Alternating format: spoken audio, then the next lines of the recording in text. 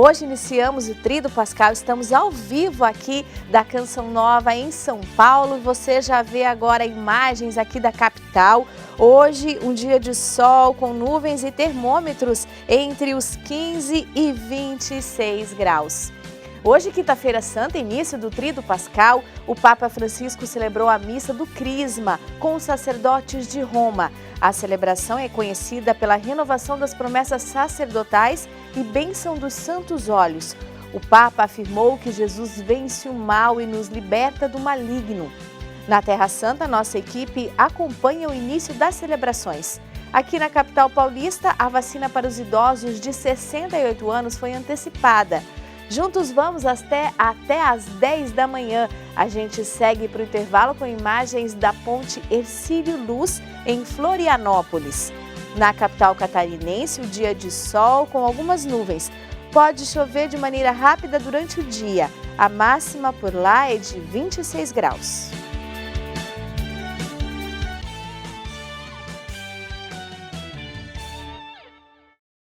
O Papa Francisco presidiu na manhã desta quinta-feira a missa do Crisma com os sacerdotes de Roma na Basílica de São Pedro. A Júlia Beck é quem traz mais informações. Bom dia, Júlia. Bom dia, Adelita. Bom dia a você que nos acompanha. Na celebração marcada pela bênção dos santos óleos e da renovação das promessas sacerdotais, o Papa afirmou em sua homilia que Jesus vence o mal e nos liberta do maligno. Ao comentar o Evangelho do dia, Francisco reafirmou que a perseguição e a cruz estão ligadas ao anúncio do Evangelho. O Santo Padre alertou para as tentações do demônio em tempos de provação e, assim como Jesus abraçou a cruz, exortou cada fiel a também abraçar a sua cruz. O Vaticano anunciou que já vacinou mais de 100 pessoas em situação de pobreza. Este é o primeiro grupo das 1.200 pessoas que devem receber a vacina até a Páscoa. A iniciativa foi fortemente desejada pelo Papa Francisco e está sendo realizada por meio da Esmolaria Apostólica, órgão para a caridade do Papa. E hoje a CNBB convida os católicos a rezarem pela paz em Mianmar. O país vive um cenário de intensos conflitos desde o golpe militar que aconteceu no dia 1º de fevereiro. A conferência sugere aos fiéis que rezem o terço, uma ladainha, façam uma oferta espiritual ou até mesmo um pensamento nesta intenção. A iniciativa pode se estender às redes sociais com a hashtag Reze por Mianmar. Continue informado, acesse o nosso site noticias.cançãonova.com.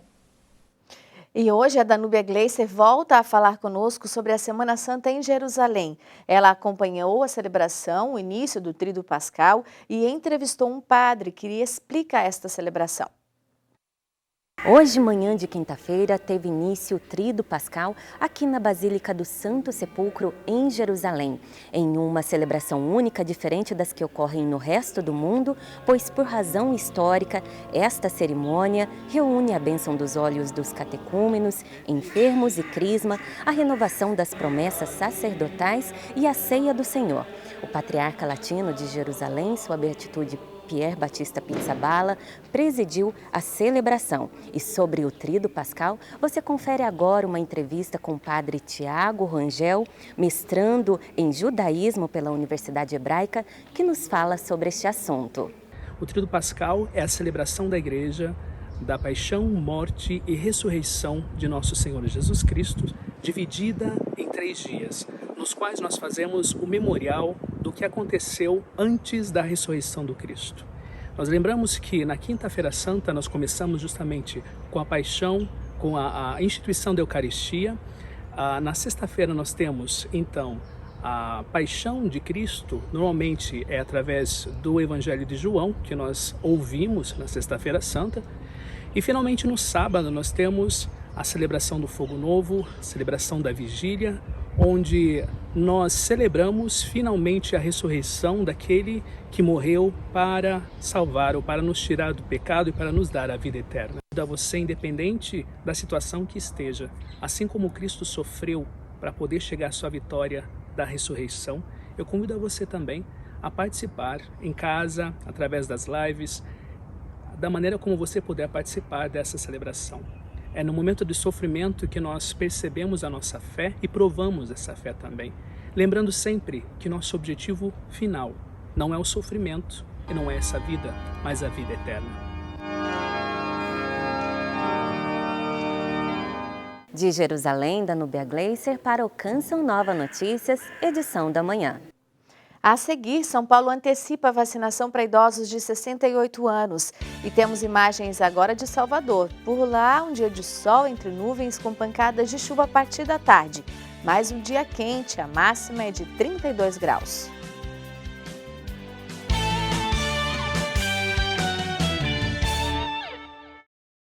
Em São Paulo, a vacinação para idosos de 68 anos foi antecipada. E no Brasil, uma nova vacina foi aprovada com dose única. Essa e outras notícias a gente confere com a repórter Aline Imércio. Bom dia, Aline. Bom dia, Delita, e a todos que acompanham Canção Nova Notícias. Ontem, o governador de São Paulo, João Dória, anunciou a antecipação da vacinação de idosos com 68 anos em todo o estado. Ao todo, 340 mil idosos devem ser vacinados nessa fase. E a gente lembra aí que os postos de vacinação também funcionam de feriados e sábados, né? Outra notícia é que a Anvisa aprovou ontem a vacina da Janssen, a primeira de dose única aprovada no Brasil. As doses encomendadas da Janssen devem chegar por aqui em novembro. E para finalizar, os cadastrados no auxílio emergencial poderão consultar a partir de hoje no site do Dataprev se terão direito ao benefício pago neste ano. Ao todo serão 4 parcelas que variam aí de R$ 150 a R$ 375. Voltamos aos estúdios. Nesta quarta-feira, Augusto Aras, procurador-geral da República, enviou ao Supremo Tribunal Federal um pedido para suspender os decretos que impedem a realização de cultos e outras atividades religiosas durante a pandemia do coronavírus.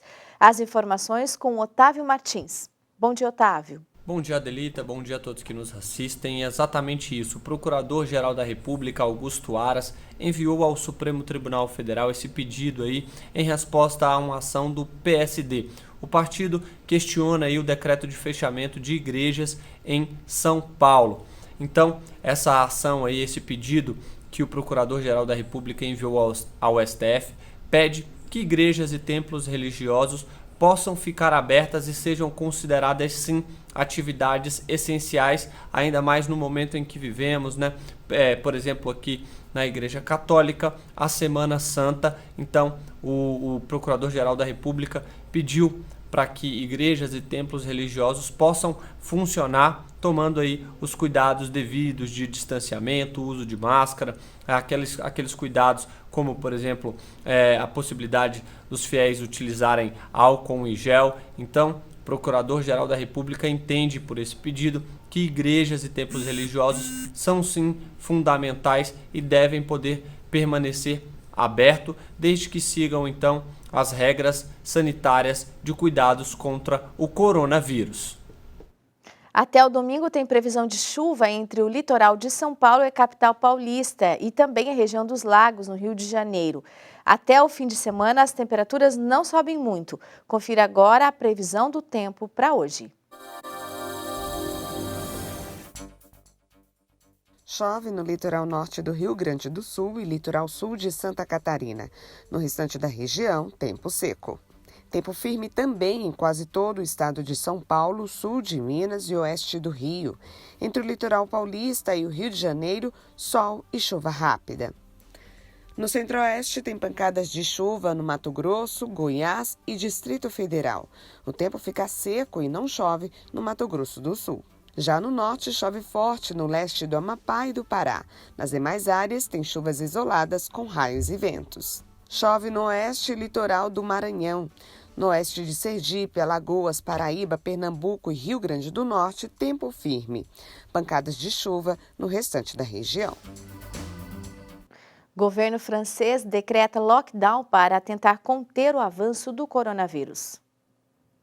Este é o terceiro bloqueio nacional. Neste momento, escolas ficarão fechadas por 3 semanas, enquanto as autoridades francesas tentam diminuir a disseminação do vírus na terceira onda de infecções pela qual passa o país e que ameaça sobrecarregar os hospitais. As restrições impostas pelo lockdown já estavam em vigor há mais de uma semana em algumas regiões do norte e do sul da França. Agora se aplicam a todo o país a partir do dia 3 de abril. As novas infecções diárias na França dobraram desde fevereiro, com uma média de quase 40 mil casos e um número de pacientes em UTI que ultrapassou os 5 mil, número maior do que o pico atingido durante o bloqueio do final do ano passado. O primeiro-ministro, Jean Castex, está otimista com o ritmo mais rápido de vacinação. A partir do dia 15 de abril, idosos de 60 e 65 anos começam a ser vacinados. Em 15 de maio, serão as pessoas com idade entre 50 e 59 anos, e até 15 de junho para as demais faixas etárias. Emmanuel Macron afirmou que a meta é imunizar 30 milhões de adultos até meados de junho. Resfriado, gripe, bronquiolite são doenças que têm alguns sintomas comuns à da Covid-19. Com a chegada do outono e depois do inverno aqui no Brasil, o aumento dessas doenças complica a tarefa dos médicos com relação ao diagnóstico. A infectologista doutora Rosana Paiva fala com a gente sobre o assunto. Resfriado, gripe, bronquiolite e Covid têm muitas semelhanças, né? São quadros respiratórios, são provocados por vírus, então o resfriado ele é mais leve, ele é menos duradouro do que a gripe, né? Então ele é provocado pelo rinovírus, que nós temos mais de 200 sorotipos, né? Que podem ocasionar os quadros. A influenza A e B são os mais comuns, né, na questão da gripe. E o vírus da bronquiolite é o sincicial respiratório, né? E o SARS-CoV-2 que provocando aí Covid com vários sintomas, né, e quadros leves, moderados e graves. Em época de epidemia é sempre importante fazer o diagnóstico laboratorial, é ele que vem confirmar o quadro, né? Então, o PCR-RT, que é um exame que é feito através de coleta do suave, ou seja, na mucosa nasal e oral, né? E ele vai confirmar ou afastar o diagnóstico, né? O tratamento, ele vai depender dos sintomas, como toda virose, né? Qual o sintoma que o paciente está apresentando? Dentro desse quadro, qual é a melhor resposta, né? Então, é esse tratamento que é importante o médico fazer. Então, não é que Covid não tem tratamento, ele tem o tratamento, assim como a gripe, o resfriado, não é? A bronquiolite, né? Então o médico vai avaliar, e esse quadro sendo grave, o paciente deve ser internado, né? Então moderado para grave, vai ser internado até para receber a oxigenoterapia, né? Seja através de catéter, máscara ou o respirador, né? Então, a questão, né, agora é realmente a gente fazer essa distinção, né? Todo quadro respiratório temos que afastar o Covid-19. A seguir, o significado da Missa dos Santos Olhos. Agora a gente vê o céu do Rio de Janeiro. A cidade maravilhosa tem sol intercalado com períodos nublados. Pode chover à tarde. A máxima para hoje é de 30 graus.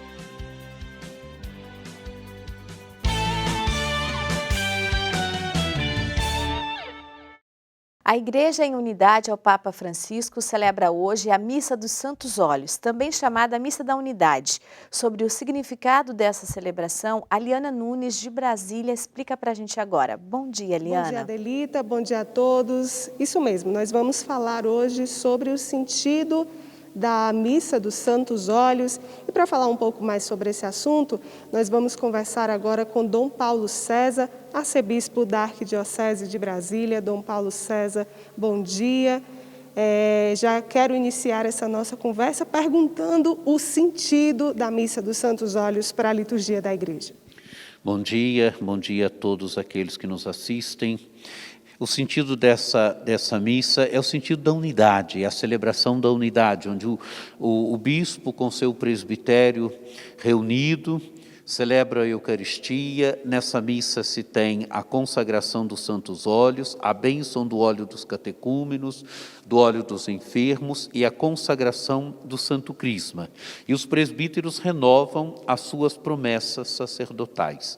Então é uma Eucaristia muito bonita. A Eucaristia já é por excelência a celebração da unidade, mas nessa celebração se celebra a unidade da igreja particular, nesse caso a unidade da Igreja de Brasília, a unidade do seu presbitério com o seu bispo, no caso de Brasília, com o seu arcebispo, que por misericórdia de Deus e amor de Deus sou eu. Dom Paulo, nessa celebração, 3 óleos são abençoados. A igreja evidencia a bênção desses 3 óleos. Que significado cada um deles tem? A igreja abençoa os óleos dos catecúmenos e dos enfermos. O óleo dos catecúmenos é aquele óleo que é usado na celebração do batismo. O óleo dos enfermos é aquele óleo que é usado na unção dos enfermos, e a igreja faz a consagração do Santo Crisma. Abençoa esses 2 e consagra o Santo Crisma. O Santo Crisma, os padres da igreja diziam que ele significa o próprio Espírito Santo. É o óleo do Espírito, né? Ele é usado nos sacramentos principalmente do batismo também, mas é usado também no sacramento da Crisma, e é usado no sacramento da ordem. No sacramento da ordem do 2º grau, o presbítero é ungido nas mãos e o bispo é ungido na cabeça. Tem um dos padres da igreja que diz que o óleo do Santo Crisma significa o próprio Espírito, né? Se a gente olhar bem a própria oração que é feita para a consagração do Santo Crisma, vai perceber isto. Então, é uma realidade muito rica na vida da igreja, onde o bispo consagra, abençoa o óleo dos catecúmenos e dos enfermos, e consagra o Santo Crisma na catedral. E esses óleos são mandados para as paróquias, onde lá nas paróquias os sacramentos são celebrados.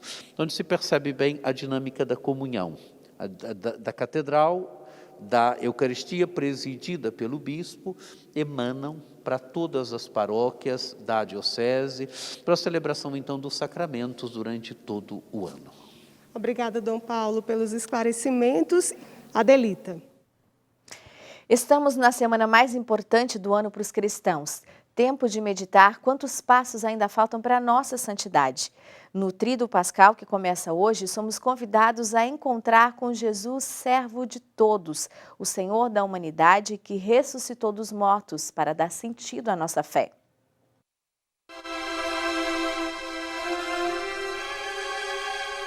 Quem de nós entregaria o próprio Filho à morte para a salvação dos outros? Nesta semana, somos convidados a nos aprofundar nessa pergunta. Deus Pai teve essa coragem de entregar o Filho Jesus à morte. A Igreja nos ensina que o amor do Pai do céu por nós não tem limites. Jesus assume a natureza humana e ele vai santificá-la através do seu sangue. O tríduo começa na missa do lava-pés. Remete ao momento em que Jesus lavou os pés dos discípulos. A atitude dele nos convida a sermos servos uns dos outros. Do contrário, não teremos parte com o Mestre. Mas você já percebeu que no fim da missa do lava-pés, nós não fazemos o sinal da cruz no fim da celebração?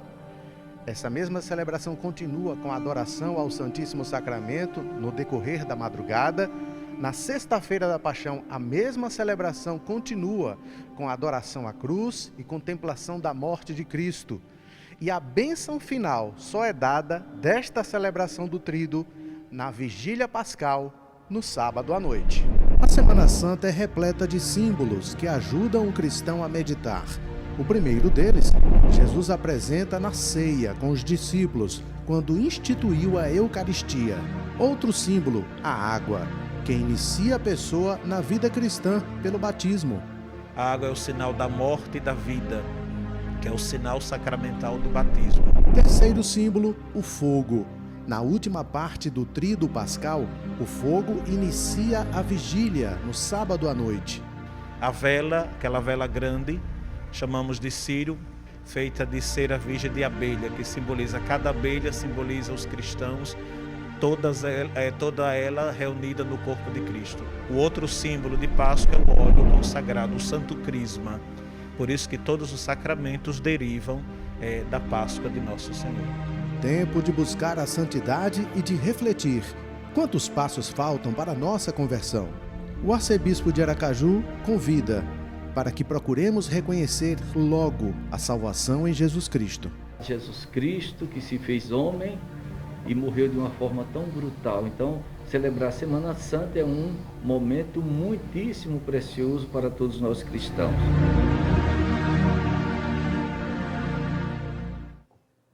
O Canção Nova Notícias, edição da manhã, fica por aqui. Você agora é convidado a acompanhar mais um especial chamado Tumbas de Jerusalém, lá direto da Terra Santa. Um ótimo Tríduo Pascal a todos na companhia da TV Canção Nova.